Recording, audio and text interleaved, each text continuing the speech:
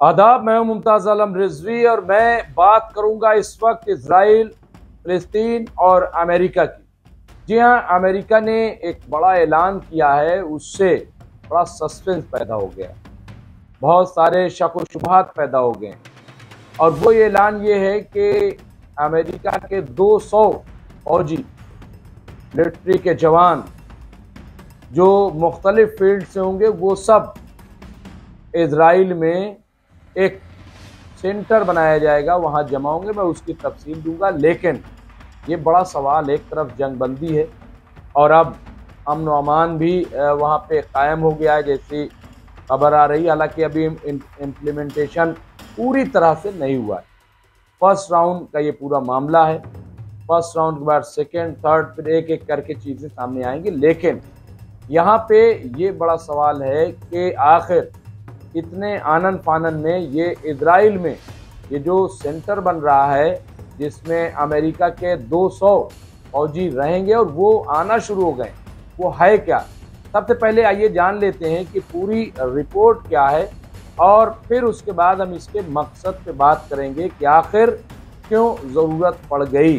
क्या ये गाज़ा को कैप्चर करने की बात है? हालांकि गाज़ा के सिलसिले में भी बयान बड़ी वजाहत के साथ आया है, लेकिन फिर भी आइए देखते हैं। इजराइल और हमास के दरमियान जारी जंग अब खत्म होने के दहाने पे, और ये बिल्कुल सही है। दोनों फरीकों ने अमरीकी सदर डोनाल्ड ट्रंप के मुजव्वज़ा गाज़ा अमन मंसूबे के पहले मरहले पर इत्तेफाक कर लिया है। काहिरा में बातचीत के दौरान दोनों फरीकों ने इस बात पर इत्तेफाक किया कि इस पहले मरहले में हमास यरगमाल बनाए गए इजरायली शहरियों को रिहा करेगी अमेरिका, और सिर्फ ये नहीं कि वही रिहा करेगी बल्कि फ़लस्तीनी जो कैदी हैं वो भी रिहा किए जाएंगे और उनकी तादाद 2000 के करीब बताई जा रही है। अमरीकी गाज़ा में नाफिज अमन मुआहदे की निगरानी के लिए 200, अब यहाँ पे ये तवज्जो तलब है, अमरीका गाज़ा में नाफिज अमन मुआहदे की निगरानी के लिए 200 फौजी इजराइल भेज रहा है। अब ये गाज़ा की निगरानी के लिए इजराइल में सेंटर बन रहा है, इजराइल भेज रहा है, तो ये निगरानी कैसी होगी, इस पे बड़ा तशवीश है। लोगों की बड़ी इस पे नज़र है कि आखिर अमेरिका ऐसा क्यों कर रहा है। अमरीकी हुक्काम ने जुमेरात को कहा कि अमेरिका गाज़ा में जंगबंदी मुआहदे की हिमायत और निगरानी के लिए तकरीबन 200 फौजी इजराइल भेज रहा है। इस टीम में इत्तेहादी, गैर सरकारी तंजीमें और निजी शोबे के अहलकार शामिल होंगे। तो ये 200, और ये ज़रूरी नहीं कि 200 रहेंगे, लेकिन फ़िलहाल जो है 200 का अपॉइंटमेंट किया जा रहा है, यहाँ वहाँ पे भेजा जा रहा है।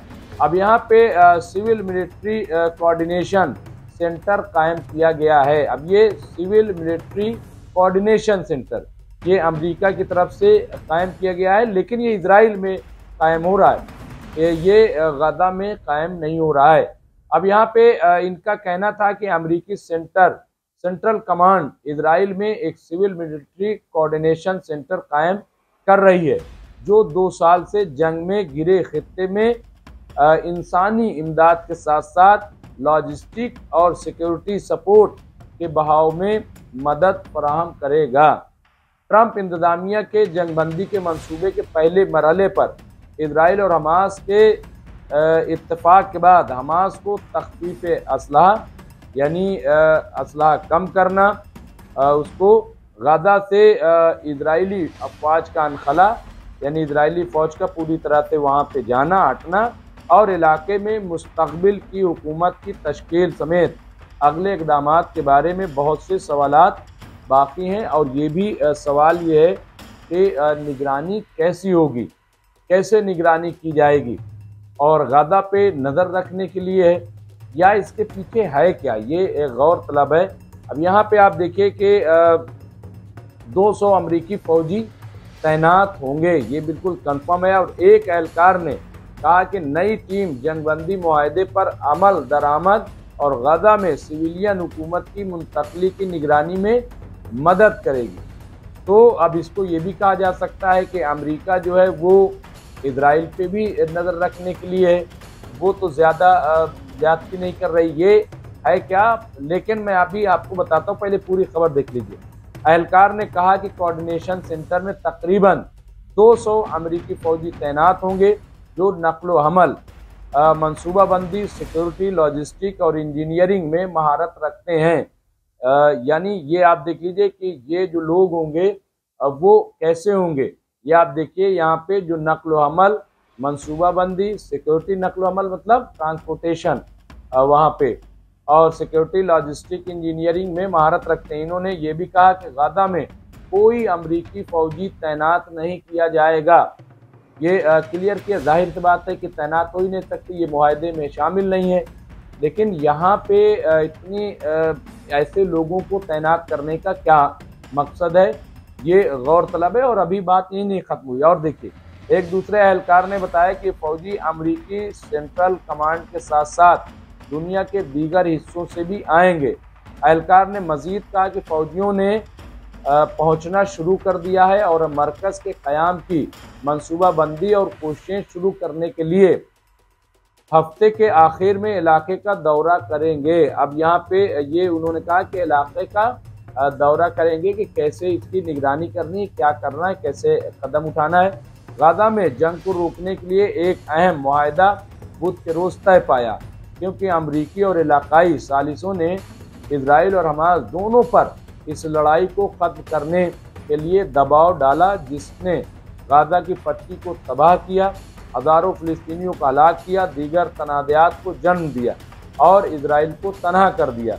इस कोशिश के तहत पहले मरहले पर एक मुआहदा तय पाया, जिसके तहत इजराइल के ज़ेर हिरासत सैकड़ों फ़िलिस्तीनियों की रिहाई के बदले में बाकी बच जाने वाले इजरायली यरगमालियों को चंद दिनों में रिहा कर दिया जाएगा। तो अब वही बदला, जैसा कि बताया कि देखिए यहाँ पे बिल्कुल क्लियर है, हमास ने अपनी शर्तों पे ये जंगबंदी की है और अब यरगमालियों को छोड़ा जा रहा है।